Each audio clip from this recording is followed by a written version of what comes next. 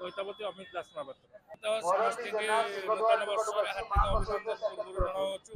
ତା ବାଦ ମନ୍ଦିର ଏନେ ପରିସ୍ଥିତି ଯେଉଁଭଳିଆ ଆପଣ ଦେଖିପାରୁଥିବା ସମସ୍ତେ ଯେ କେଉଁ ଭଳିଆ ଭିଡ଼ ରହୁଛି କ'ଣ ରହୁଛି, ଯେହେତୁ ଆଗକୁ ନୂଆ ବର୍ଷ ଆସୁଛି ଲୋକଙ୍କର ଶୋ ମାନେ ଅଲଗା ପ୍ରକାର ଛୁଟିଛି। ଯେମିତି ଆପଣ ଦେଖିବେ ଛୋଟ ରଥଯାତ୍ରା ହେଲା ଭଳିଆ ତାକୁ ଆମ ପ୍ରଶାସନ ବି ଠିକ୍ ମ୍ୟାନେଜ କରିବାକୁ ଲାଗିଛନ୍ତି, ମ୍ୟାନେଜ ବି ହେଉଛି। ଆଉ କ'ଣ ଠିକ୍ ଚାଲିଛି, ଯାହା ଆମକୁ ଛତିଶା ନିଯୋଗରେ ନୀତିକାନ୍ତି ସ୍ଥିର କରାଯାଇଥିଲା ସେଇ ନୀତିକାନ୍ତି ସେଇ ଅନୁସାରେ ଚାଲିଛି।